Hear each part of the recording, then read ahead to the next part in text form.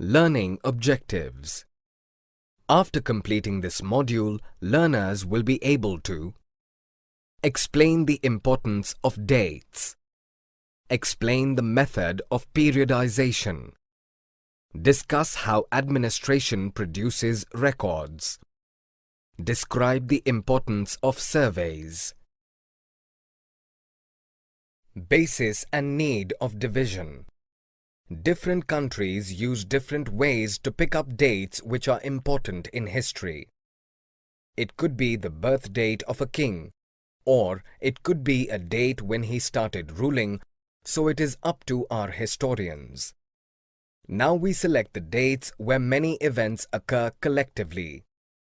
In the book, The History of British India, James Mill suggested a way to periodize. He divided Indian history into 3 sections, that is, Hindu, Muslim and British. He divided on the basis of the ruler of that time, but it was not appropriate for a country with respect to the ancient, medieval and modern time. This was really important as people couldn't study history because of its immense diversification, but this division made it much easier than before. History is not just about conquest and rulers, it's also how economy developed. Also, how people invented new things.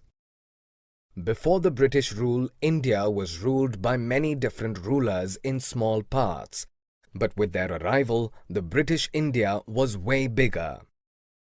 In the beginning, they came to India for trading of goods. They used to buy goods at cheap rates. They even produced crops that they needed to export, and soon they were involved in political matters as well. The British rule was responsible for social, economic, cultural and political changes in India. Thus, they were colonial. Administration by British. Before the Western people arrived, our country was poorly organized. It was not a single country, but parts of different rulers. With the arrival of British, they took many steps to develop and keep check over India. They appointed Tehsildar, collectors, commissioners, etc. They believed that everything must be written down. All the laws, the amendments, the trading, policy and agreements had to be written for proof and legitimacy. So, they began traveling the country for a proper map of India. They started to note the climatic conditions and the crop productions in different parts of India. In the middle of the 19th century, these records were typed and multiple copies of these records were stored. Then, later they started conducting census in each province for counting the number of people living there. They wanted information about the topography, the types of soil, the flora and fauna in India. The attack of British was somehow advantageous for us, as they taught us so much and indirectly developed our society, which was not happening in the Mughal rule. Still, the way of teaching was not correct. Thus, they were bad for our country. History. Still not accurate. All the historical events were written by officials, which means that it does not involve the feeling and perspectives of the poor tribal and peasants. It is possible that it is biased.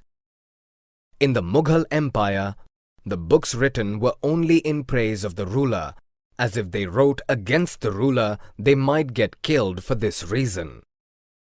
Some sources for better history include novels, newspapers, diaries, and pilgrims. Many forts were built in India. They give knowledge about the construction techniques used at that time. So our history as we read today does not include how the poor must have felt. Thus, it is incomplete and there is no way to get that information. But this is done by collecting and correlating information from our ancestors as well.